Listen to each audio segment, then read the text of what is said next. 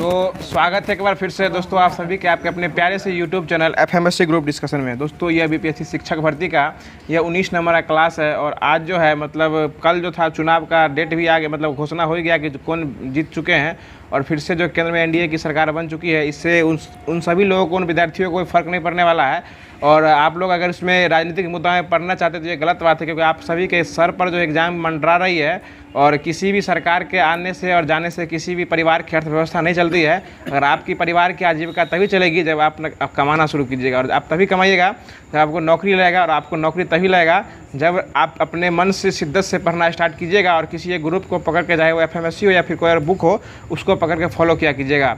तो उसी सिलसिले में आगे बढ़ते हैं। जो होमवर्क दिया गया था होमवर्क से यूज होगा, और इसके बाद जो है कल से आपको जो साइंस स्पेशल भी देखने को मिलेगा। और आज जो कि होमवर्क में दिया गया था बीपीएससी प्रीवियस ईयर का जो कंबाइंड एग्जाम हुआ था, सारे क्वेश्चनों का निचोड़ जो दे दिया गया था होमवर्क के माध्यम से, उसको भी जो आज कराया जाएगा।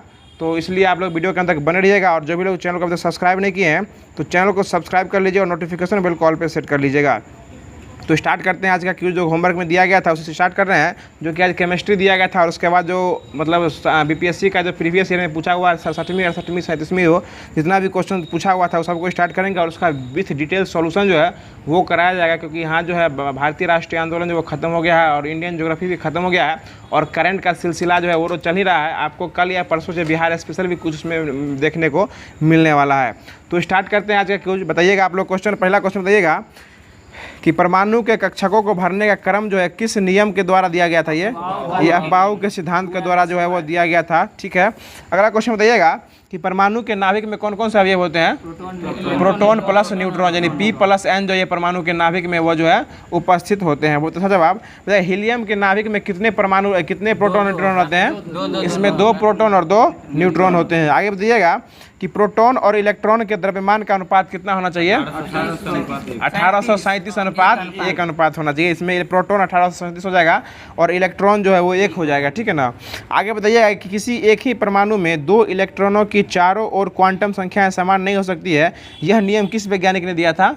ये पाउली के द्वारा दिया गया था। ठीक है, आगे बताइएगा कि वह एकमात्र ऐसा कौन सा तत्व है जिसके समस्थानिकों के नाम भिन्न भिन्न हो जाएंगे।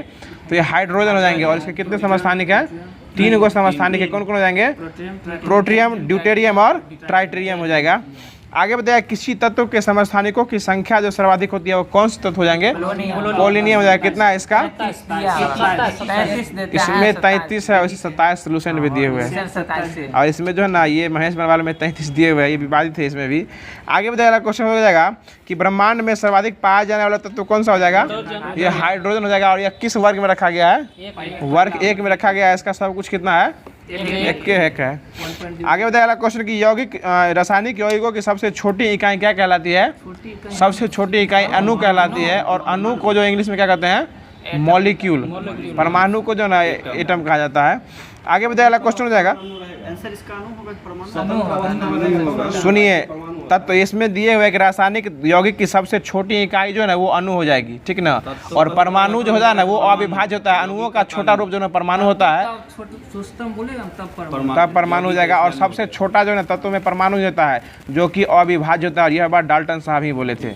अगला क्वेश्चन बताइएगा कि तत्वों का गुणधर्म जो है यह किससे के द्वारा निर्धारित किया जाता है। उसका गुणधर्म उसके परमाणु संख्या के द्वारा जो है डिपेंडेंट किया जाता है कि इसका गुणधर्म जो कौन सा हो जाएगा। और उसी के हिसाब से वर्ग में सजा के रखा गया जो आप बोलना चाह रहे हैं। आगे बताइए क्वेश्चन जाएगा परमाणु में प्रोटॉन जो है वो कहाँ स्थित होते हैं। ये नाभिक के भीतर जो है वो स्थित होते हैं। और इलेक्ट्रॉन कहाँ रहते हैं। इसके बाहरी ओर जो चक्कर वो बाहरी ओर जो वो चक्कर काटते रहते हैं। अगला क्वेश्चन बताइए कि आधुनिक आवर्त सारणी जो किसके द्वारा दिया गया था। मोसले साहब के द्वारा दिया गया था। और यह 1913 में दिए थे। और यह जो सजाए थे परमाणु चार्ट को किसके आधार पर सजाए थे। इसको परमाणु संख्या के आधार पर जो इसको सजाए थे। इससे पहले मेंडलीव साहब सजाए थे 1869 में परमाणु के भार पर, परमाणु के द्रव्यमान पर उसको जो है परमाणु के भार के बढ़ते हुए क्रम पर उसको बैठाए थे। अगला क्वेश्चन बताइएगा कि डाल्टन के अणु को क्या नाम दिया गया था।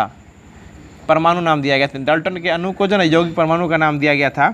अगला क्वेश्चन बताइएगा बंध कोण अधिकतम किस अणु में होता है। ये CO2 में होता है। कार्बन डाइऑक्साइड में हो जाएगा।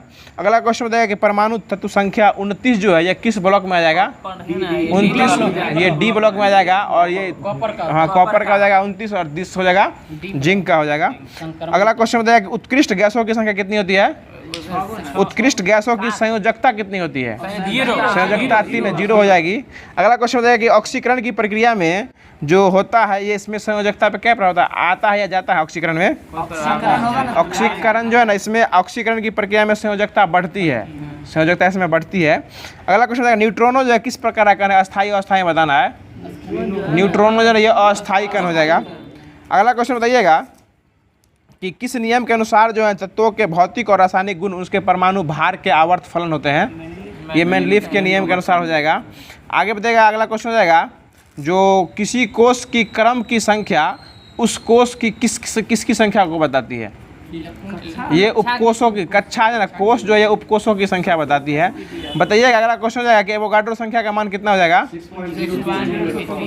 6.022 × 10⁻23 हो जाएगा। और इसका खोज कौन, इसको ज्ञात कौन किए थे? संख्या को मान कौन दिए थे? वो एवोगाड्रो मान हो जाएगा। और इसका ज्ञात जो है ना, एवोगाड्रो संख्या का मान ज्ञात ये जोसेफ लॉसिम्ट द्वारा दिया गया था, जोसेफ लॉसिम्ट द्वारा दिया गया था। अगला क्वेश्चन बताइएगा जो सबसे मजबूत बंध कौन सा बंध हो जाएगा? उसमें बंध नहीं, एकल द्वितीय तृतीय में देना है। सबसे मजबूत बंध जो है ये एकल बंध हो जाएगा। अगला क्वेश्चन हो जाएगा बोर का परमाणु मॉडल जो है किस नियम के विपरीत हो जाएगा? तो ये जो है ना मैक्स प्लांक के सिद्धांत जो है ना उसके विपरीत हो जाएगा। बोर का सिद्धांत जो है ना प्लांक के सिद्धांत के विपरीत हो जाएगा। अगला क्वेश्चन बताएगा किसी तत्व का परमाणु भार किसके बराबर होता है? ये उसके परमाणु भार और उसके गुण संयोजकता के जो है बराबर हो जाएगा। अगला क्वेश्चन बताइए इलेक्ट्रॉन सहसंयोजक बंधनों का निर्माण जो है यह कैसे होता है? ये इलेक्ट्रॉन की परस्पर साझेदारी द्वारा जो है इसका निर्माण होता है। अगला क्वेश्चन बताइएगा जो 20 न्यूट्रॉन और 18 इलेक्ट्रॉन वाला कण में अगर 18 नीचे है और 18 किसका संख्या हो जाएगा? आर्गन का। और इसका न्यूट्रॉन की संख्या कितनी हो जाएगी आर्गन में? 20 18 कितना हो जाएगा? 38 हो जाएगा। 38 को में 38 इसका क्या परमाणु भार हो जाता है। और इसमें 18 38 - 18 कीजिएगा तो किसकी संख्या निकलेगा? ये आपको न्यूट्रॉन की संख्या नहीं माइनस निकलेगा, तो ऊपर में से नीचे घटेगा तो माइनस में न्यूट्रॉन की संख्या निकलता है। परमाणु क्रमांक प्रोटॉन सब बराबर न्यूट्रॉन के बराबर होता है। 18 जो नीचे वाला जो होता है ना वो परमाणु संख्या को डिपेंड करता है। और भार, हाँ वही न्यूट्रॉन से भार माइनस संख्या को घटाएगा ना तो न्यूट्रॉन की संख्या निकलती है। यानी अगर किसी भी आर्गन लिखा हुआ, आर्गन के नीचे में 18 है ऊपर में 38 दिया हुआ है तो न्यूट्रॉन की संख्या निकालने के लिए बोलेगा तो 38 में से 18 जो है वो घटा देना। हमारे क्वेश्चन पूछने का उद्देश्य यही था। अगला क्वेश्चन बताइएगा कि परमाणु रिएक्टरों में प्रयुक्त यूरेनियम का कौन से परमाणु सिद्धांत का उपयोग किया जाता है? समस्थानिक का 235 का उपयोग किया जाता है। अगला क्वेश्चन बताइएगा कि रदरफोर्ड का जो है, रदरफोर्ड जो है वह किस प्रकीर्णन के सिद्धांत पर बताए थे कि नाभिक के अंदर जो है द्रव्यमान हमेशा आवेशित रहता है? ये अल्फा कण के सिद्धांत पर बताए थे। अगला क्वेश्चन बताइएगा अमोनियम क्लोराइड का सूत्र क्या हो जाएगा? अमोनियम क्लोराइड NH4Cl हो जाएगा। और अमोनियम ब्रोमाइड का उसी में Br लगा दीजिए, NH4Br जो है वो हो जाएगा। अगला क्वेश्चन बताइएगा कि बायोडीजल बनाने में किस वनस्पति का प्रयोग किया जाता है? हाँ ये जेट्रोफा या रतन जोत का जो है उपयोग किया जाता है। बायोलॉजी स्टार्ट हो रहा है। बताएगा व्हाइट लेग हॉर्न किसकी एक किस्म हो जाएगी? ये एक बार और क्वेश्चन जो है चिकन की, क्योंकि इसमें लेग से हम बताए थे कि लेग किस किस्म में होता है, चिकन में ही होता है। अगला क्वेश्चन बताएगा दीमक को अन्य किस नाम से जाना जाता है? दीमक को श्वेत चींटी के नाम से भी जाना जाता है। अगला क्वेश्चन बताइएगा कि भारतीय सर्वेक्षण विभाग किस मंत्रालय के अधीन आ जाएगा? ये वैज्ञानिक और प्रौद्योगिकी मंत्रालय के जो है अंतर्गत आ जाएगा। इसका मुख्यालय कहाँ आ जाएगा? कलकत्ता हो जाएगा। अगला क्वेश्चन बताइए कि ऑक्सीजनोमीटर का प्रयोग जो है किसके लिए किया जाता है? ऑक्सीजनोमीटर का पौधे की वृद्धि मापने में किया जाता है। बताइएगा भारत का प्रथम दंत चिकित्सा महाविद्यालय कहाँ स्थापित किया गया है? दांत वाला, ये भी कलकत्ता में स्थापित किया गया है। बताइएगा शीतल पेय में किस पदार्थ की मात्रा जो है वो होती है? कैफीन की मात्रा हो जाएगी। बताइएगा पेस मेकर जो है ये कहाँ लगाया जाता है? हृदय में लगाया जाता है। अगला क्वेश्चन बताइएगा मधुमक्खियों को भाषा की पहचान करने के लिए किसे वो तो डांसिंग हो जाएगा ना, लेकिन इसके लिए किसे नोबेल पुरस्कार से दिया गया था? ये 1973 में दिया गया था कार्ल वॉन फ्रिस्क को, यानी कार्ल मार्क फ्रिस्क को दिया गया था, जो कि मधुमक्खियों की भाषा पहचाने थे, इसलिए उनको नोबेल प्राइज दिया गया था। अगला क्वेश्चन बताएगा हरगोविंद खुराना को किसके कारण जो किस उपलब्धि के कारण जो नोबेल पुरस्कार दिया गया था? ये जेनेटिक कोड की व्याख्या और प्रोटीन संश्लेषण की भूमिका को समझाने के लिए जो इनको नोबेल पुरस्कार दिया गया था। अगला क्वेश्चन बताइएगा प्रयोगशाला में जो है, बताइएगा अगला क्वेश्चन बताइएगा कि विटामिन की खोज कौन किए थे? फंग के द्वारा किया गया था। अगला क्वेश्चन था, घोंसला बनाने वाला एकमात्र सर्प कौन सा हो जाएगा? किंग कोबरा जो है घोंसला बनाने वाला सर्प हो जाएगा। बताइएगा ऊंट अपने कुबर में किसका प्रयोग करता है? वसा का संग्रहण करता है। अगला क्वेश्चन बताएगा कि श्वान जो होता है उपजातियों में कौन सी उपजाति भौंकने में असमर्थ होती है, यानी कुत्तों में कौन सी जाति जो होती है वो भौंक नहीं सकती है? ये हो जाएगा आपको डिंगो जाति। कुत्ता में डिंगो जाति ऐसी हो जाती है वो भौंकने में असमर्थ हो जाती है, बाकी कुत्ता काटता भी है, बहुत अच्छा है। अगला क्वेश्चन बताइएगा कि मधुमक्खी अपने कॉलोनी के सदस्यों को कैसे पहचानती है? ये डांस करके पहचानती है। अगला क्वेश्चन बताइएगा कि टमाटर के बीज रहित फल का उत्पादन जो है किस प्रकार संभव हो जाएगा? ये पुष्पों पर जो है ना हार्मोन का छिड़काव करने से हो जाएगा। आगे बताइएगा क्वेश्चन हो जाएगा कि पॉली हाउस जो है, ये पॉली हाउस इसका निर्माण क्यों किया जाता है? पॉली हाउस का निर्माण ये पौधों को उगाने के लिए, देखते होइएगा पेड़ पौधों को उगाने के लिए जो नर्सरी में घेर देता है, पॉली हाउस का ही निर्माण करता है। अगला क्वेश्चन बताइएगा कि हृदय में कितने चैम्बर होते हैं मनुष्य के? 4 चैम्बर होते हैं। अगला क्वेश्चन बताइएगा वह कौन सा जीव है जिसमें पित्ताशय नहीं होता है? चूहा को मूसा भी कहा जाता है। आगे बताएगा लोही जो है, लोही किस जंतु अथवा पादप की नस्ल है? लोही भेड़ का हो जाएगा। बताएगा भारतीय सर्वेक्षण विभाग जो है इसका मुख्यालय कहाँ है? देहरादून में वन सर्वेक्षण। भारतीय सर्वेक्षण विभाग का मुख्यालय देहरादून उत्तराखंड में है। 1906। आज क्वेश्चन क्या था? और भू सर्वेक्षण था वो। अच्छा, भूल आएगा तब कलकत्ता जाएगा। आगे बताइएगा कि चेचक के टीका का खोज कौन किए थे? एडवर्ड जेनर के द्वारा जो है वो चेचक के टीके का खोज जो है वो किया गया था। अगला क्वेश्चन बताइएगा हेरोइन जो है, हेरोइन ये किस पादप से निर्मित की जाती है? हेरोइन ये अफीम के पोस्ता से इसका जो है निर्माण किया जाता है। अगला क्वेश्चन बताइएगा जो बारूदी सुरंग को पता लगाने के लिए कौन से जंतु उपयोगी होते हैं? यही मधुमक्खी जो है बारूदी सुरंगों का पता लगाने के लिए जो है उपयोगी जो है वो होता है। अगला क्वेश्चन बताइएगा अब जो है ये जो कि होमवर्क में दिया गया था एडुटेरिया का है, जो कि 68वीं और 69वीं का जो री एग्जाम हुआ था ना, बीपीएससी शिक्षक ने बीपीएससी कंबाइंड एग्जाम जो हुआ था उसका प्रीवियस ईयर जो आज से स्टार्ट किया गया है। तो जो भी बीपीएससी द्वारा पूछा हुआ क्वेश्चन है वो आपको एक तरह से जो है क्वेश्चन बैंक के माध्यम से उसको करने के स्टार्ट कर रहे हैं। तो बताइएगा कि प्रथम बार, आप क्वेश्चन थोड़ा ध्यान से सुनिएगा, समझिएगा और समझने के साथ साथ बताने का प्रयास कीजिएगा। भुट्टो आपको कोई दिक्कत आपको? ठीक से बैठिए। अगला क्वेश्चन रहेगा प्रथम बार संघर्ष के तरीकों के रूप में स्वदेशी और बहिष्कार जो है किस आंदोलन के समय अपनाए गए थे? ये बंगाल विभाजन के दौरान अपनाए गए थे। और बंगाल विभाजन के उपरांत जो है कौन सा आंदोलन स्टार्ट किया गया था? स्वदेशी आंदोलन स्टार्ट किया गया था। कब स्टार्ट किया गया था? 7 अगस्त 1905 को स्वदेशी आंदोलन स्टार्ट किया गया था। और इसी में जो है आपको यह बंगाल विभाजन घोषणा कब किया गया था? 20 जुलाई 1905 को घोषणा किया गया था। और 19 या 20 दोनों देता है, हाँ। और 16 अक्टूबर 1905 से जो है पूरे बंगाल में जो ये लागू हो गया था। अगला क्वेश्चन बताइएगा कि 1906 में आयोजित भारतीय राष्ट्रीय कांग्रेस, जिसको देखिए कहीं कहीं भारतीय राष्ट्रीय कांग्रेस न देगा, शॉर्टकट में INC इंडियन नेशनल कांग्रेस भी हो जाएगा, वही हो जाएगा। यानी INC के कलकत्ता अधिवेशन में भारत के लिए स्वराज का झंडा किसके द्वारा फहराया गया था? ये दादा भाई नेहरू जी, क्योंकि 1906 में अध्यक्षता कौन किए थे? दादा भाई नेहरू जी किए थे। और स्वराज शब्द का प्रयोग अधिवेशन में वही किए थे, इसलिए स्वराज झंडा भी कौन फहराए थे? दादा भाई नेहरू जी के द्वारा ही फहराया गया था। अगला क्वेश्चन बताइएगा जो स्वतंत्रता संग्राम के दौरान जो है भारतीय राज्यों जिसमें कि कश्मीर, निजाम के हैदराबाद, त्रावणकोर आदि जैसे भारतीय शासकों द्वारा शासित राज्यों में से एक समानांतर आंदोलन जो है वह शुरू किया गया था, ठीक ना। यानी समानांतर आंदोलन स्टार्ट किया गया था स्वतंत्रता संग्राम में, जिसमें कुछ राज्यों में समानांतर आंदोलन स्टार्ट किया गया था। उस राज्य में बताना है कि जो आंदोलन स्टार्ट हुआ था उस आंदोलन का नाम क्या दिया गया था। ऑप्शन सुन लीजिए, स्वराज आंदोलन, राज्य जन आंदोलन, प्रजामंडल आंदोलन और एक से अधिक इनमें से कोई नहीं। ये प्रजामंडल आंदोलन हो जाएगा, ठीक है ना। अगला क्वेश्चन बताइएगा, देखिए इसमें जो है ना ये समानांतर आंदोलन शुरू किया गया था स्वतंत्रता संग्राम के दौरान भारतीयों के द्वारा। इसका नाम क्या रखा गया था? प्रजामंडल आंदोलन रखा गया था। कोई दिक्कत? अब बीपीएससी लाइक क्वेश्चन पूछने में बन रहा है, ठीक है। वीडियो यहाँ आ जाए, सामने आ जाए, यहाँ पे नजरे से नजरे मिलेगी तब 2 बार अच्छी से बात हो जाएगी। अगला क्वेश्चन बताइएगा, बहुत चुनावी मुद्दा आप झेल लिए हैं, अब उसको छोड़ दीजिए, क्योंकि चुनाव से किसी की घर की अर्थव्यवस्था नहीं चलती। हमने शुरू में बता दिया है, आपकी घर की अर्थव्यवस्था तभी चलेगी जब आप कमाना जो है वो शुरू कर दीजिएगा, ठीक है ना।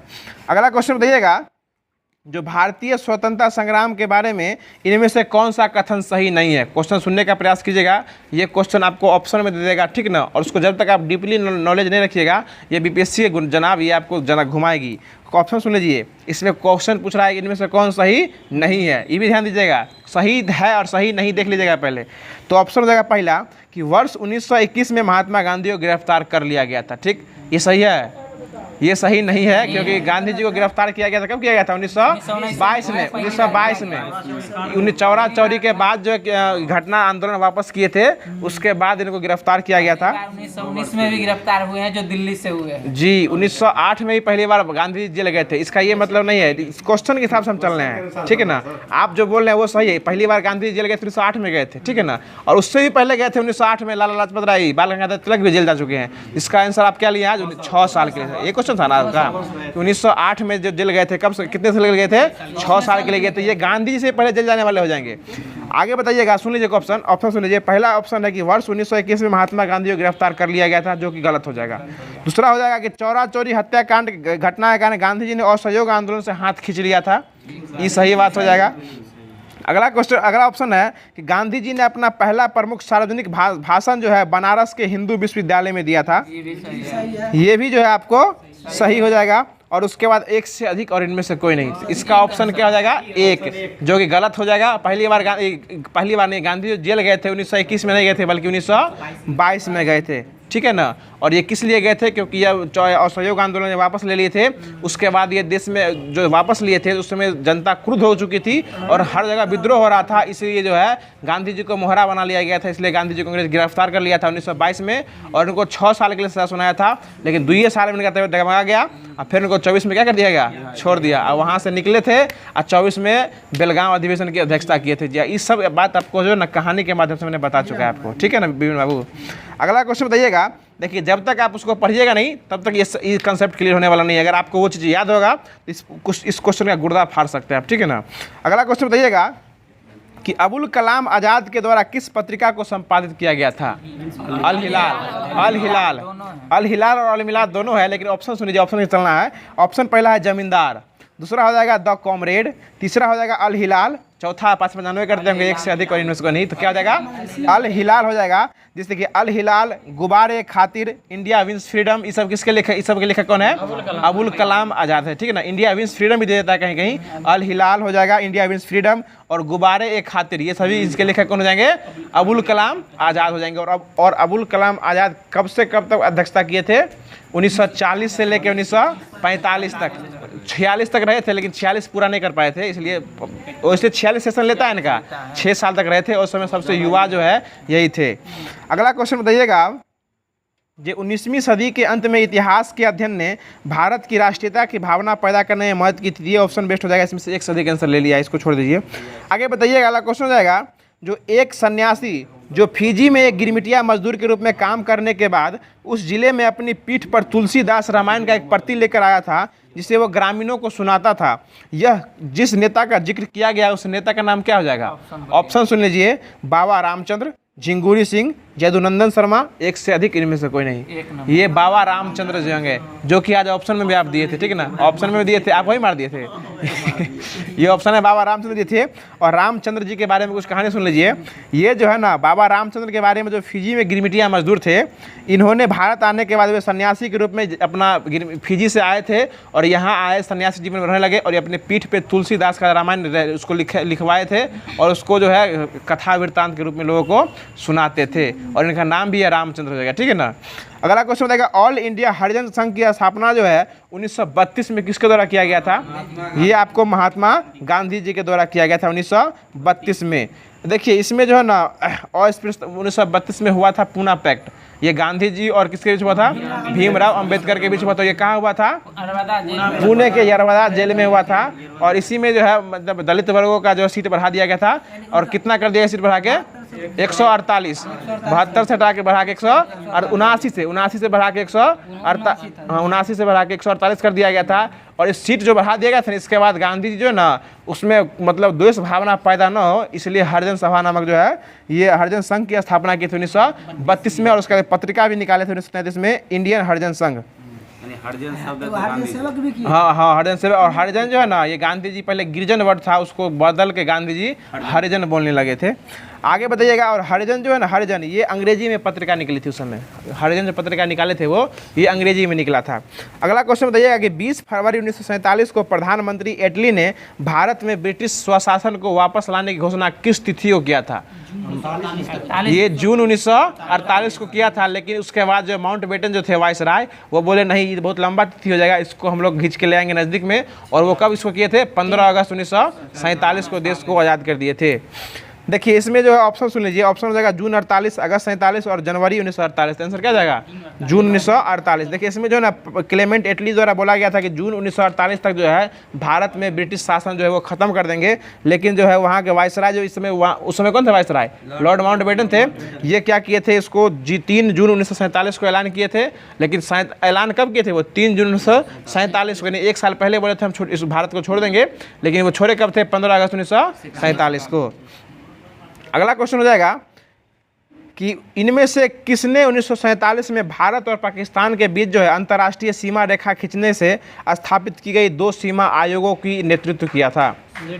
ये हो जाएगा ऑप्शन से। ऑप्शन जो option sir Radcliffe, AP Menon, AV Alexander, इनमें से कोई नहीं एक से अधिक। ये 1947 में रेखा खींचने का काम कौन किए थे भारत और पाकिस्तान के बीच? रेडक्लिफ ही किए थे। बहुत अच्छा जवाब। अगला क्वेश्चन देखिए, जो आज के क्वेश्चन से संबंधित, आज टेस्ट हुआ है इसी संबंधित हो जाएगा। जो किसने बंगाल में महलवारी व्यवस्था को शुरुआत किया था? ऑप्शन ये हॉल्ट मैकेंजी। सर बंगाल नहीं होगा। कहाँ? क्या है? ये बंगाल में तो हाँ बंगाल। ठीक है, आप सुन लीजिए, आपके जवाबों का क्वेश्चन का जवाब देते हैं। सुन लीजिए पहले, इसका आंसर हो जाएगा, ऑप्शन सुनिएगा पहले। ऑप्शन आंसर तो लॉर्ड मैकेंजी होवे करेगा। ऑप्शन सुन लीजिए, हॉल्ट मैकेंजी। देखिए महलवारी व्यवस्था का प्रस्ताव जो है 1819 में हॉल्ट मैकेंजी द्वारा किया गया था, जो कि असफल हो गया था, ठीक है ना। लेकिन 1833 में मार्टिन बर्ड के तो कुछ सुधारों के साथ लागू किया गया, जिसमें 30% भूमि पर व्यवस्था लागू की गई।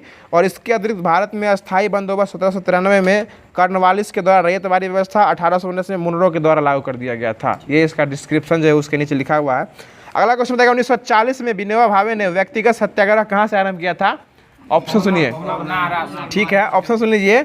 पवनार कहाँ पड़ता है? ये महाराष्ट्र में। कहीं कहीं व्यक्तिगत सत्याग्रह न देके पवनार सत्याग्रह भी दे देता है, ठीक ना, क्योंकि ये पवनार से ही स्टार्ट हुआ था। और 1940 में जो हुआ था, इसको स्टार्टिंग करने वाले कौन हो जाएंगे? महात्मा गांधी।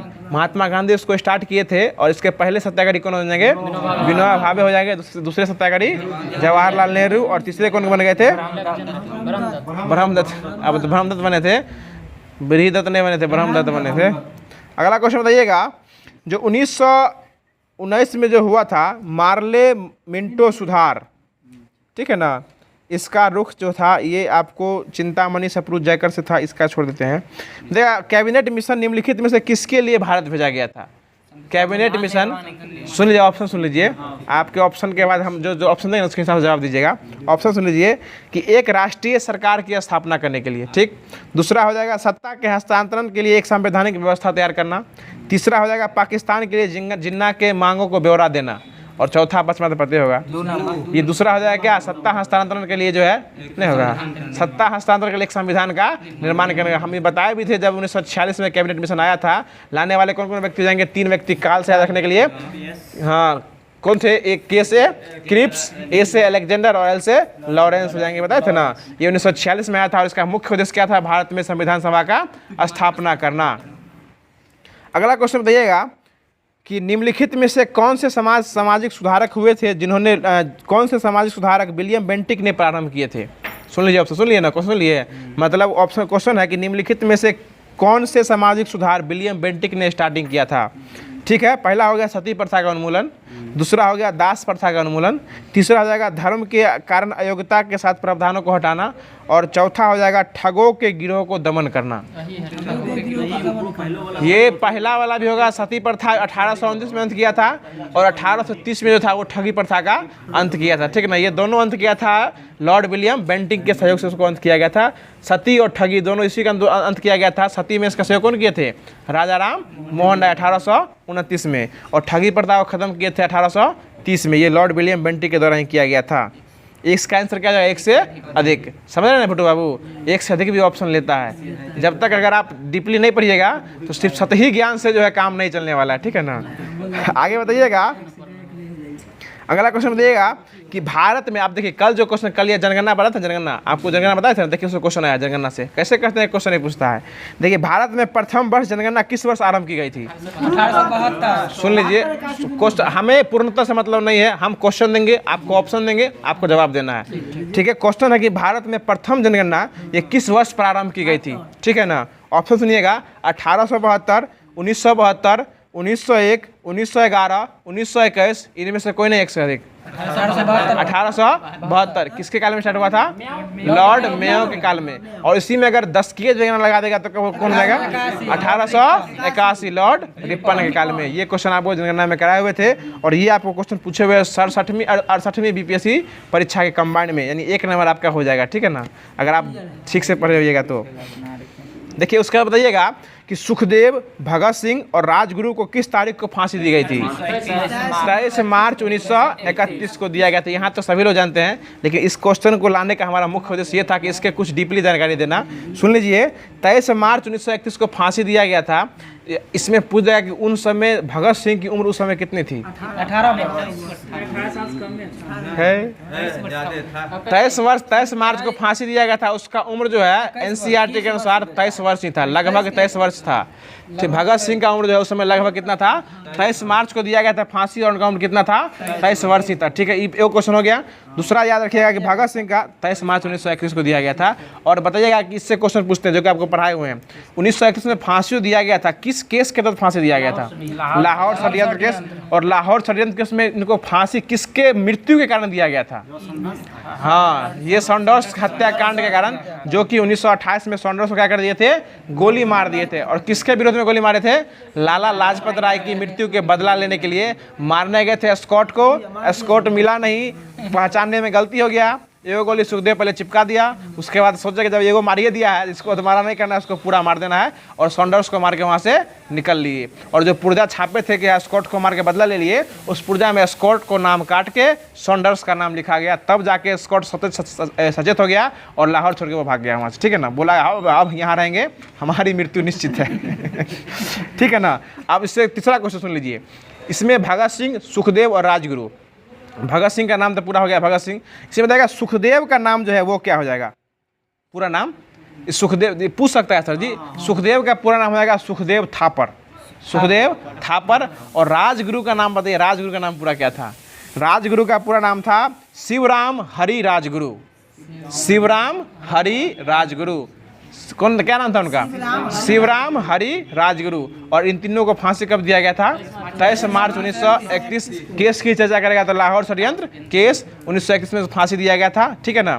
तारीख था 24 को, हाँ 24 मार्च को डेट दिया गया था, लाहौर में फांसी दिया गया था। 24 मार्च को दिया गया था डेट। लेकिन जो है ना, वो वहाँ का जो उसमें इरविन थे, उसको लगा कि अब जो ये रहेगा ये तो पूरा जो है पत्ता साफ होने वाला, इसलिए उसको एक दिन पहले आदेश दिया, रातों रात उसको जो है फांसी देने का काम किया गया था। और उसके बाद उसके लाशों को जो है नहीं जला, लाश नहीं मिल पाए परिवार को, इसलिए उसको नदी में प्रवाहित, आधा जला के जो है नदी में प्रवाहित कर दिया गया था, ठीक है ना। जलाइए रहा था कि आ गया था, मतलब कुछ आधा जला था, उठा के फेंक रहा था, तब तक वहाँ तक आ गया। उसके बाबूजी सब पंजाब रेजिमेंट को लेकर आ चुके थे। अब मतलब जो एग्जाम इसमें पूछे हुआ था बीपीएससी में, उसको हमने खत्म कर दिया है। अब करंट अफेयर का सेशन जो है वो स्टार्ट करते हैं। ये सेशन कैसा लगा बताइए? अच्छा लगा ना? ऐसा ही अच्छा लगता रहेगा। आप लोग चैनल से जुड़े रहिए एकदम। अगला क्वेश्चन बताइएगा, आप जो करंट स्टार्ट करते हैं, जो कि दिया गया था फरवरी 2024 दिया गया था, ठीक है ना। देखिए करंट में भी अच्छा क्वेश्चन है, उसको सुनने और समझने का प्रयास कीजिएगा। आपको जहाँ तक हम करंट बताए हैं वहाँ तक फिर से अंत में डिवीजन में करा देंगे। बताइएगा अगला क्वेश्चन हो जाएगा, जो जिस प्रकार हम बताए थे कुछ देर पहले, इससे इस वीडियो स्टार्ट होने से पहले बताए थे कि I2 और U2 यह संस्था जो स्टार्ट हुई है। देखिए पूछा हुआ क्वेश्चन है। और बीपीएससी शिक्षक भर्ती जो है ना, 40 नंबर में अंतर्राष्ट्रीय सम्मेलन और अंतर्राष्ट्रीय समझौता, इस दोनों को एक क्वेश्चन लेके हर बार आता है, ठीक है ना। इसको लेके चलेगा। इसलिए आपको 9वां रायसीना डायलॉग बार बार बता रहे हैं कि 9वां रायसीना डायलॉग, इसका बैठक कहाँ किया गया है? दिल्ली में। और इसमें मुख्य अतिथि जो है कहाँ के प्रधानमंत्री हुए हैं? ग्रीस के प्रधानमंत्री। ये भी याद रखिएगा, 9वां रायसीना डायलॉग जो है इसका बैठक नई दिल्ली में हुआ है। और इसके प्रधानमंत्री जो हैं, ग्रीस के प्रधानमंत्री मुख्य अतिथि बन के आए हैं। पिछले बार जब TRE फर्स्ट हुआ था, उसमें क्वेश्चन पूछा था कि I2 U2 जो है किस देशों के बीच समझौता हुआ है? ऑप्शन दीजिएगा। ऑप्शन दिया था इंडिया इजराइल, इंडिया इजराइल के बाद USA UAE, Bharat America, Bharat और फ्रांस। और ऑप्शन लिया था एक से अधिक। ऑप्शन एक से अधिक होने का कारण ये हो जाएगा कि उसमें इंडिया I2 U2 में दूगो हो जाएगा, दूगो आई यानी दूगो इंडिया, एगो इजराइल, और यू से हो जाएगा यूएसए और यूएई, इसलिए ऑप्शन एक से अधिक हो जाएगा। अब इस बार पूछने की संभावना है G2G, जो कि सम्मेलन हुआ है G2G, जो कि भारत और इजराइल के बीच में हुआ है। कोई दिक्कत बताएगा? G2G किसके बीच हुआ है? भारत और इजराइल के बीच में हुआ है। और ये भी याद रखिए कि 9वें क्रम का जो रायसीना डायलॉग हुआ है, इसका आयोजन कहाँ किया गया है? नई दिल्ली में। और इसमें मुख्य अतिथि कहाँ के प्रधानमंत्री बने हैं? ग्रीस के प्रधानमंत्री बने हैं। और ये रायसीना शब्द जो है ना, ये सिंगापुर का है, वहाँ हमेशा रायसीना बैठक भी होती है।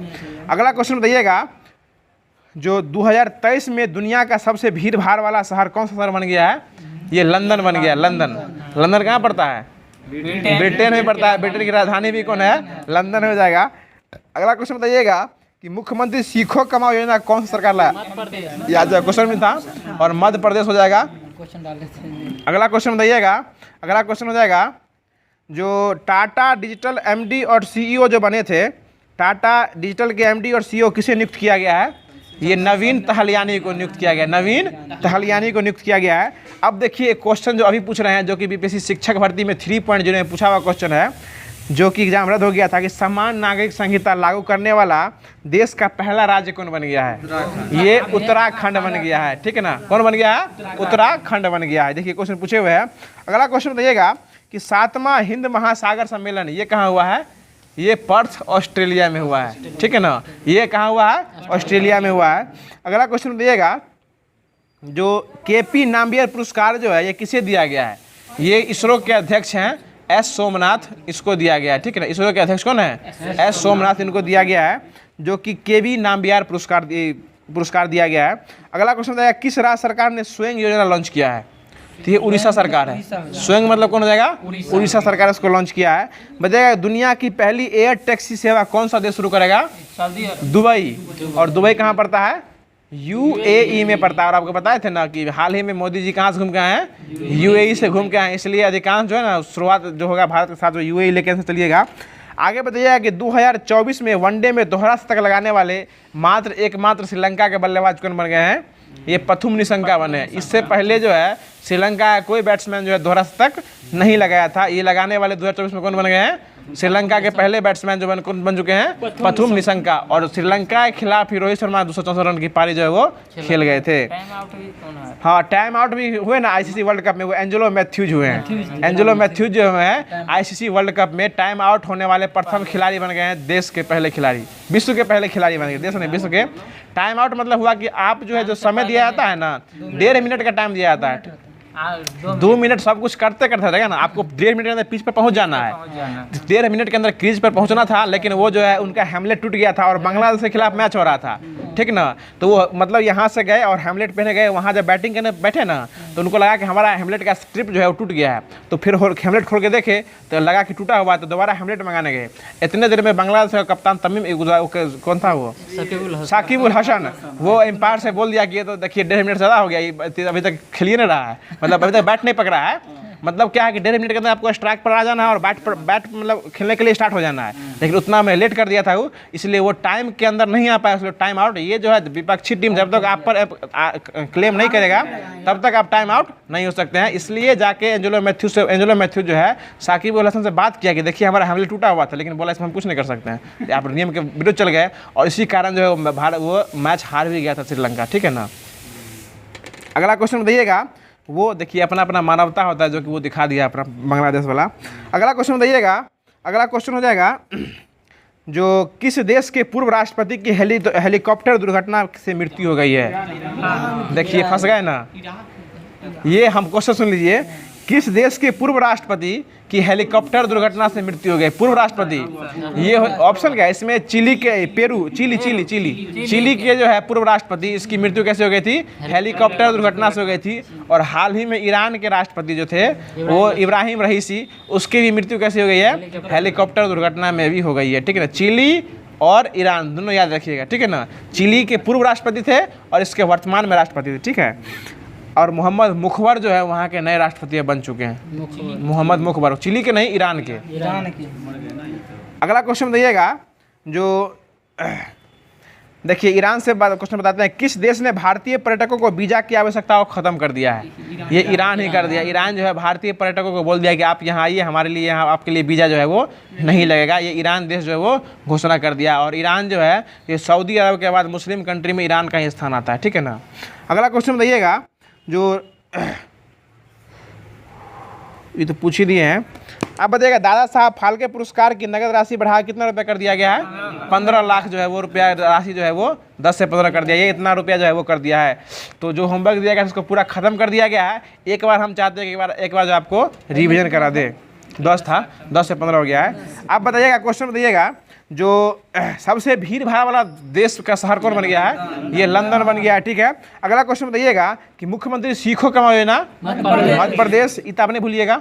अगला क्वेश्चन बताइएगा कि किस देश ने भारतीय पर्यटकों के लिए वीजा आवश्यकता खत्म कर दिया है? ईरान। और किस देश के पूर्व राष्ट्रपति की मृत्यु हेलीकॉप्टर दुर्घटना हो गई है? चिली। और वर्तमान में जिनकी मृत्यु है वो ईरान। और वीजा फ्री कौन कर दिया है? ईरान ही कर दिया है, ठीक है ना। अगला क्वेश्चन बताइएगा, जो आईसीसी वर्ल्ड कप जो हुआ इसको कौन जीता है इस बार जो हुआ ICC world cup? ICC Australia जीता है। देखिए आईसीसी ऑस्ट्रेलिया जीता है और अंडर 19 वाला भी आईसीसी कौन जीता है? ऑस्ट्रेलिया ही जीता है। और दोनों में भारत को हरा के जीता है। अगला क्वेश्चन बताइएगा, जो पुरानी पेंशन बहाल योजना करने वाला पूर्वोत्तर राज्य कौन बन गया है? सिक्किम बन गया है। और सिक्किम से एक क्वेश्चन और याद रखिए, लेटेस्ट यानी हाल ही में हुआ है, सिक्किम जो है मासिक धर्म पे छुट्टी देने वाला पहला यूटी होते हैं, पहला राज्य बन गया है। मासिक धर्म समझते हैं ना, वो उसमें जो महिलाओं को छुट्टी दिया जाता है, मतलब उस दिन आपको ड्यूटी नहीं आना है, उससे मतलब उस समय में जो है उसके 2 से 3 दिन आगे पीछे लेके उसमें आपको छुट्टी लेने का कानून जो है वो पारित कर दिया है सिक्किम हाई कोर्ट, जो कि सुप्रीम कोर्ट में गया था उसको खारिज कर दिया। लेकिन सिक्किम हाई कोर्ट जो है वो बोल दिया आप उसमें छुट्टी ले सकते हैं, ठीक है ना। अगला क्वेश्चन बताइएगा कि केपी नामबियार पुरस्कार किसे दिया गया है? तुरंत बताएं, एस सोमनाथ को दिया गया है। अगला क्वेश्चन बताइएगा कि दुनिया की पहली एयर टैक्सी सेवा शुरुआत कौन किया है? दुबई। बताए थे ना, दुबई कहाँ पड़ता है? यूएई में पड़ता है। आगे बताएगा, 7वां हिंद महासागर सम्मेलन ये कहाँ हुआ है?